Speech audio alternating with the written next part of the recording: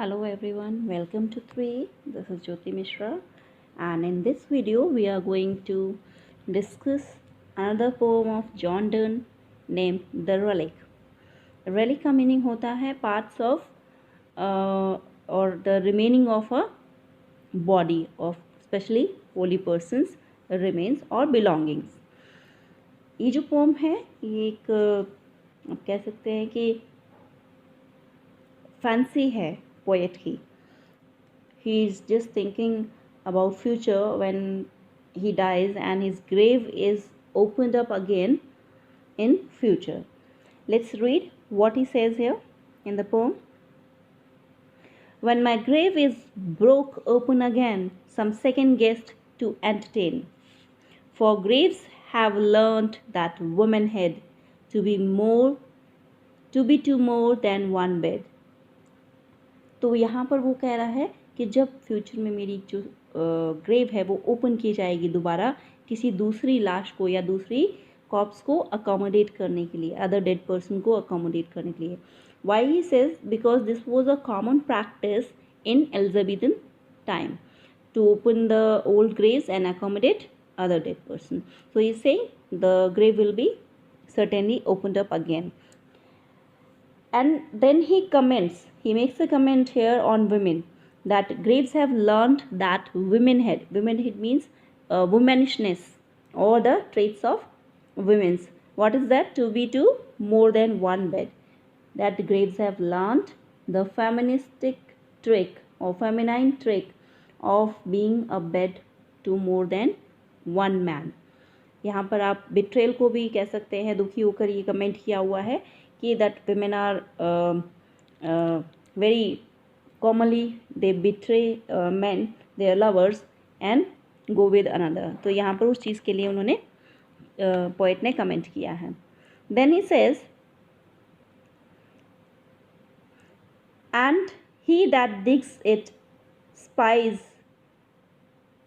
means कि जो dig up करेगा, the digger, he will see, spies means see, a bracelet of bright hair about the bone, will he not let us alone.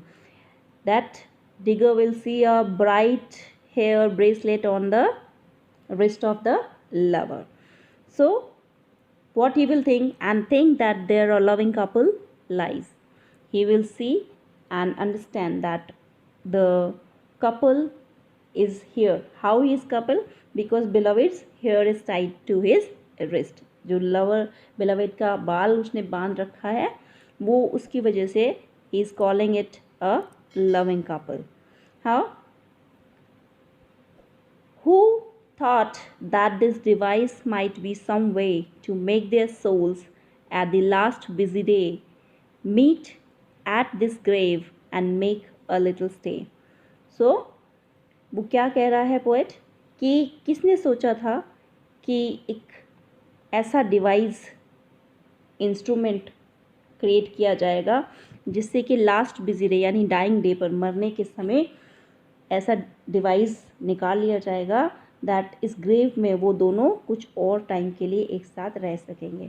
So this device is how he has bound that hair of the beloved to his wrist. वो wrist के साथ में जो बाल बांधा हुआ है उसी डिवाइस के थ्रू वो थोड़ी देर और भी एक साथ रह सकते हैं इवन आफ्टर डेथ. नेक्स्ट,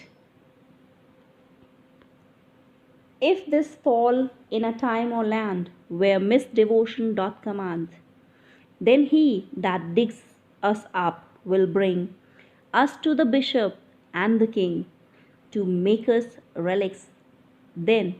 अब वो क्या कहता है कि अगर ये जो डिगिंग अप का जो काम है वो कभी ऐसे समय में हुआ जब नॉन क्रिश्चियन या नॉन क्रिश्चियन बिलीवर्स या पेगन जो सोसाइटी है वो राज कर रही होगी, तो क्या होगा? मिसडिवोशन उसी के लिए यूज़ किया है.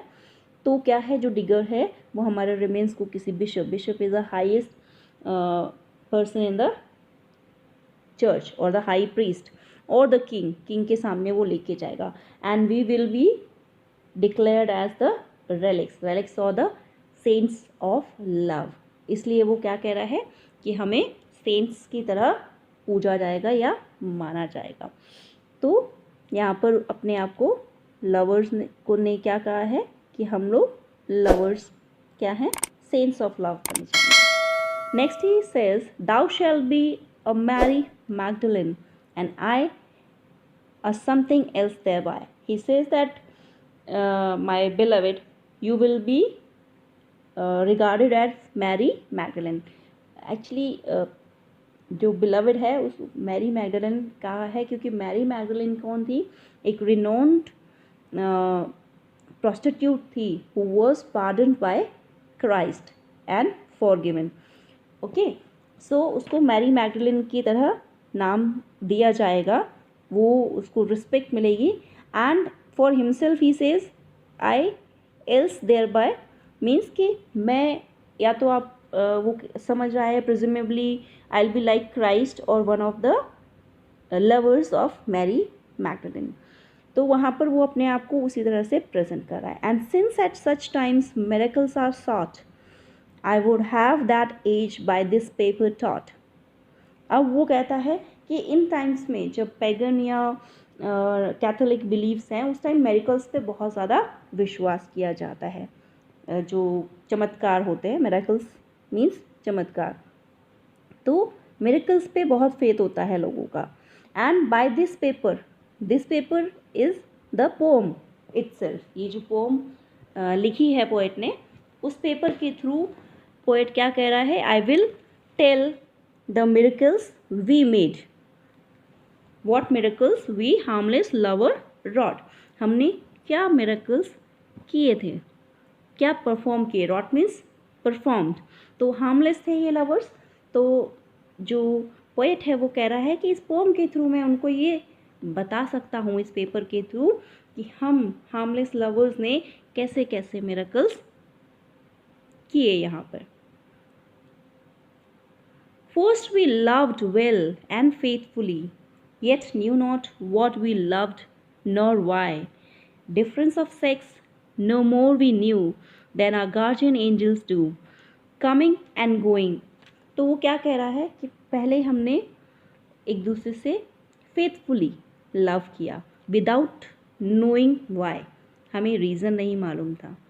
And the physical relationship of sex was not known to them like guardian angels, God के जो angels है, guardian angels means God's angels, इतना ही हमें पता था जितना कि guardian angels को पता है। तो उनको ये नहीं मालूम why they loved each other, they knew nothing about sex, their love was totally platonic love जो है वो किस पे डिपेंड है, spiritual love को कंसीडर करता है। तो यहाँ पर वो क्या कह रहे हैं कि हमारा लव भी टोटली स्पिरिचुअल था, बॉडी से उसका रिलेशनशिप नहीं था।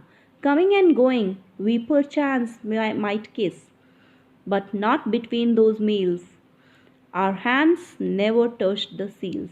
नाउ इज सेइंग कि कभी कभार जो फॉर्मल विजिट्स होती है या एक दूसरे से मिलने के समय फॉरेन में ये विश करने का तरीका होता है, यू किस ईच अदर, तो वो जो किस है फॉर्मल केसेस जिसको आप कह सकते हो वाइल मीटिंग और departing without passion of love, तो ये ज़रूर हमारे बीच में टच का इतना ही बॉन्ड रहा है, उसके अलावा हमारे हैंड्स ने कभी कोई बाउंडेशंस जो हैं वो नहीं तोड़ी।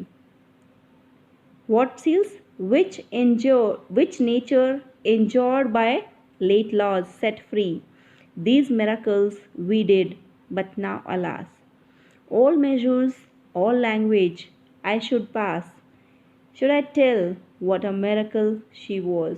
अब वो क्या कह रहा है कि हमने कोई भी बाउंड्रीज जो है वो क्रॉस नहीं की सिवाय फॉर्मल किसेस के जो आते जाते एक दूसरे से मिलते हुए हमें करनी होते हैं। तो वो मिरेकल्स क्यों कह रहा है उसको, ये क्या है, एक तरह की कमेंट्री है, टोन जो है वो आयरॉनिकल है यहाँ पर पूरी पोम में पोएट की।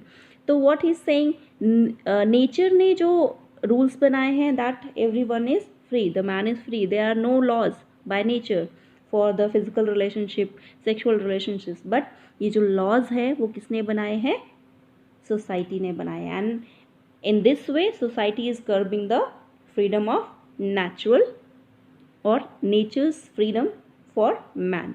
तो वो मिरेकल्स हमने किए, फिर भी वी फॉलोड दोज रूल्स। यहाँ पर वो क्या कहना चाह रहा है, एंड किसी भी लैंग्वेज में अगर आज आप बात करें, then his beloved was a real miracle which poet cannot describe in words, because normally a lover demands physical and mental both satisfaction from each other, but his woman, his love, she never expected physical satisfaction from her lover, and she was totally satisfied by the spiritual love. तो इसलिए उसने उसे क्या कहा है, miracle कहा है। और ये मिरेकल्स किसने किए, उन दोनों ने किए। She never demanded physical satisfaction and she was totally satisfied by the spiritual और प्लेटोनिक लव। तो यहाँ पर ये कमेंट्री जो है पोएट कर रहा है अपनी बिलव्ड के बारे में भी, और समाज के ऊपर भी, जो समाज ने बंदिशें लगाई हैं, जो आर्बिट्ररी या अननेचुरल रिस्ट्रिक्शंस जिसको वो कह रहा है, उनके ऊपर भी वो क्या है, it's a ironical you can say attack through this poem।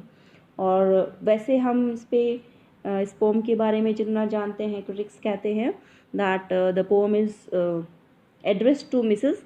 Magdalene Herbert, and with whom Donne was intimate during earlier days.